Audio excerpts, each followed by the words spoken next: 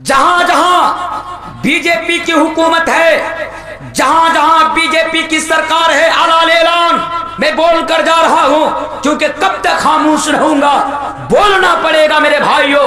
इसलिए अपनी जान को हथेली पे लिए ये बात मैं आपके सामने कर जा रहा हूं और आपको पैगाम देकर जा रहा हूं मेरे प्यारे साथियों, कि जहां जहां बीजेपी की सरकार है, हालांकि होना तो ये चाहिए था कि इस फिल्म को बैन कर दी जाए, इस फिल्म के ऊपर लगाम लगा दिया जाए, क्योंकि ये फिल्म मुसलमानों के खिलाफ बनी है, ये फिल्म हमारे और आपके खिलाफ बनी है और पूरी दुनिया को एक गलत मैसेज मुसलमानों के ताल्लुक से दे रही है। लेकिन ये नहीं हुआ, इसके ऊपर बैन नहीं लगाया गया, इसके ऊपर लगाम नहीं लगाया गया, बल्कि बीजेपी सरकार ने इसके लिए टैक्स भी माफ कर दिया, बीजेपी सरकार ने इसके लिए टैक्स को फ्री कर दिया। वह कौन सी मूवी है? उस मूवी का नाम है द कश्मीर फाइल्स। याद रखिएगा, सब जानते हैं द कश्मीर फाइल्स। इस मूवी के अंदर क्या है जानते हैं? 189, सुनिए, 189 और 90 के दशक में कश्मीरी पंडितों के ऊपर जुल्म हुआ था। सिर्फ कश्मीरी पंडितों पर जुल्म नहीं हुआ था, बल्कि वहां के मुसलमानों पर भी जुल्म हुआ था उस वक्त। लेकिन हमारे बहुत सारे कश्मीरी भाई, हमारे बहुत सारे कश्मीरी पंडित जो कश्मीर में रहने वाले, वो उनकी हत्या कर दी गई थी और कश्मीर से वो लोग भागकर हिंदुस्तान की किसी और जगह में चले गए थे। तो ये मूवी उसी के नाम पर बनाई गई है, कश्मीरी पंडितों के ताल्लुक से। लेकिन मेरे प्यारे साथियों, इस मूवी को जिसने बनाया उस इंसान का नाम क्या है? उस इंसान का नाम है विवेक अग्निहोत्री। नाम भी याद रखिएगा, उस इंसान का नाम, उस नालायक इंसान का नाम, उस शैतान का नाम विवेक अग्निहोत्री है। ये विवेक अग्निहोत्री, जिसको तारीख के बारे में कोई मालूमात नहीं, इतिहास के बारे में कोई मालूमात नहीं, उसने उसके नाम पर फिल्म बनाई और मुसलमानों को, कश्मीरी मुसलमानों को, हिंदुस्तानी मुसलमानों को आतंकवाद की शक्ल में और दहशतगर्द की शक्ल में पूरी दुनिया को दिखाया।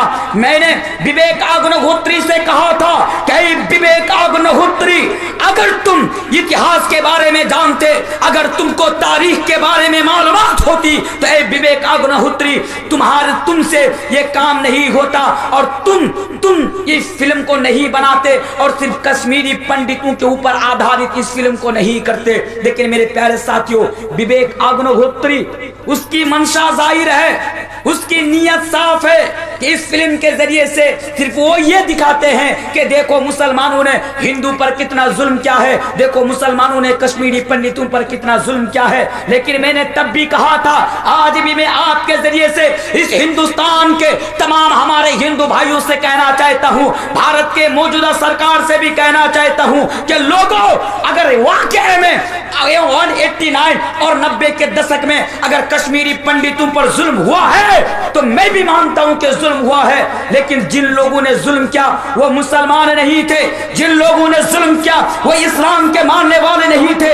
इसलिए इस्लाम को इसके साथ ना जोड़ो, मुसलमानों को इसके साथ ना जोड़ो। और हम हिंदुस्तानी मुसलमान होने के नाते, एक हिंदुस्तानी मुसलमान होने की हैसियत से मैं ये तुमसे अपील करता हूं कि जिन लोगों ने हमारे कश्मीरी पंडित भाइयों पर जुल्म किया था, उन लोगों को सामने लाओ और सामने लाकर पूरी दुनिया को दिखाओ कि उन लोगों पर जुल्म करने वाले कौन थे। लेकिन मेरे प्यारे साथियों, वो तैयार नहीं होंगे, क्योंकि वो तो नफरत फैलाना चाहते हैं इस देश के अंदर।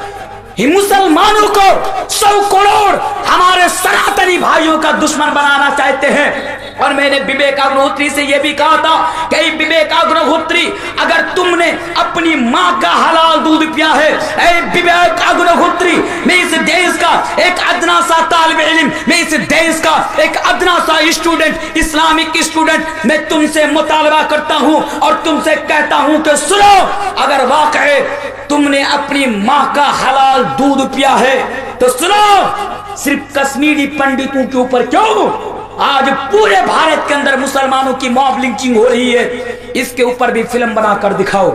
ऐ विवेक अग्निहोत्री, मैं जानता हूं कि तुम कौन हो और तुम्हारी नीयत क्या है और मंशा क्या है। उसके बावजूद भी मैं तुमसे अपील करता हूं, अगर वाकई में तुम ये दिखाना चाहते हो कि कश्मीरी पंडितों पर जुल्म किया है मुसलमानों ने, तो आओ, मैं तुमसे कि गुजरात के अंदर रहने वाले जो सैकड़ों मुसलमानों का घर तोड़ा गया, गुजरात में रहने वाले सैकड़ों मुसलमानों को मूली और गाजर की तरह काटा गया, गुजरात में रहने वाली हमारी माओं और बहनों की इज्जत को तार तार किया गया। ये विवेक अग्निहोत्री, उसके ऊपर भी डॉक्यूमेंट्री बनाऊं, उसके ऊपर भी फिल्म बनाऊं। ये विवेक अग्निहोत्री हमारे बिहार के भागलपुर की सरजमीन पर सैकड़ों मुसलमानों का गला काटा गया, सैकड़ों मुसलमानों की गर्दनें काटी गई। ए विवेक अग्निहोत्री, अगर तुमने अपनी मां का हलाल दूध पिया है तो आओ और मुसलमानों के ऊपर भी एक डॉक्यूमेंट्री फिल्म बनाओ, मुसलमानों के ऊपर भी एक फिल्म बनाओ और पूरी दुनिया को दिखाओ कि आज भारत के अंदर मुसलमानों पर किस तरह अन्याय और अत्याचार हो रहा है। लेकिन मेरे प्यारे साथियों, मैं जानता हूं, डरिए मत, मैं जानता हूं मेरे भाइयों, क्या आज ये लोग मुसलमानों के हक में और मुसलमानों के ऊपर कोई डॉक्यूमेंट्री नहीं बनाएंगे, मुसलमानों के बारे में कोई फिल्म नहीं बनाएंगे। क्यों जानते हैं? क्योंकि ये लोग तो 100 करोड़ के सामने, पूरी दुनिया के सामने हीरो बनना चाहते हैं और ये ट्रेंड चल पड़ा है। ये विवेक अग्निहोत्री जब इसने फिल्म निकाली, मैंने इसकी पूरी कुंडली पढ़ डाली, मैंने विवेक अग्निहोत्री के बारे में मैंने रिसर्च किया तो पता ये चला कि ये विवेक अग्निहोत्री जो आज हमारे 100 करोड़ सनातनी भाइयों की नजर में जो हीरो बना हुआ है, हालांकि बहुत सारे हमारे हिंदू भाइयों ने इसका विरोध किया और कहा कि नहीं, इस फिल्म के ऊपर बैन लगनी चाहिए, इस फिल्म को बंद होनी चाहिए क्योंकि ये फिल्म मुसलमानों के खिलाफ नफरत को हवा देती है। लेकिन मेरे प्यारे साथियों, कौन समझाए आज इन लोगों को जाकर, उन मूर्खों को जाकर कौन समझाए कि ये तारीख से बिल्कुल हटकर फिल्म बनाई गई है। ये विवेक अग्निहोत्री कौन है जानते हैं? ये विवेक अग्निहोत्री एक डायरेक्टर है बॉलीवुड का। या बात मत कीजिए साहब, बड़ी परेशानी हो रही है। विवेक अग्निहोत्री एक इससे पहले भी कई सारी फिल्में बनाई थी लेकिन एक भी फिल्म नहीं चल पाई, एक भी फिल्म नहीं चल पाई। विवेक अग्निहोत्री ने सोचा कि मेरी फिल्म तो नहीं चल रही है, मुझे इस देश का इंसान तो बड़ी दूर की बात, कुत्ता भी मुझे भाव नहीं दे रहा है। तो फिर विवेक अग्निहोत्री ने इस फिल्म को बनाया और मुसलमानों को विलन बताया, मुसलमानों को आतंकवाद बताया और मुसलमानों को दहशतगर्द से जोड़ दिया। मेरे प्यारे साथियों, ये तो ट्रेंड चला है। नेता बनना चाहते हैं, नेता नहीं बन पाते हैं, किसी मौलवी को मार दो नेता बन जाओगे। नेता बनना चाहते हो, किसी मुसलमान को मार दो नेता बन जाओगे। आज तो यही ट्रेंड चल रहा है मेरे प्यारे साथियों। वरना देखिए हमारे वसीम रिजवी साहब को, ये वसीम रिजवी घर में, वसीम रिजवी की हालत जानते हैं? ये वसीम रिजवी घर में अपनी बीबी और बच्चों से जूता खाता था, जूता। घर में इतनी से भी वैल्यू नहीं थी वसीम रिजवी की, जो आज हीरो बना हुआ है मेरे प्यारे साथियों, हीरो। ये दल्ला अपने घर में इतनी सी भी इसकी कोई इज्जत और इतनी सी भी इसकी कोई वैल्यू नहीं थी। वसीम रिजवी ने सोचा कि मेरी हालात तो खराब है, अब क्या किया जाए, मुझे हीरो बनना है। फिर उसने इस रास्ता को अपनाया और कुरान के खिलाफ उसने कह दिया कि कुरान के अंदर से इतनी आयतें हटा देनी चाहिए। ये वसीम रिजवी हमारे नबी की शान में गुस्ताखी की। वसीम रिजवी इस्लाम के खिलाफ बढ़ चढ़ कर बोला और हीरो बन गया और हमारे बहुत सारे सनातनी भाई उनकी बातों पर आ गए, मान गए। लेकिन मैं तमाम से एक पैगाम देकर जाना चाहता हूं आपके जरिए से, इस देश के मैं तमाम हिंदू भाइयों से मैं एक पैगाम देकर जाना चाहता हूं कि मेरे भाइयों, इस फिल्म के अंदर जो दिखाया गया है, यकीन मानिए एक राय के दाने के बराबर भी इस फिल्म के अंदर कोई सच्चाई नहीं है मेरे भाइयों। क्योंकि मुसलमान आतंकवाद नहीं होते हैं,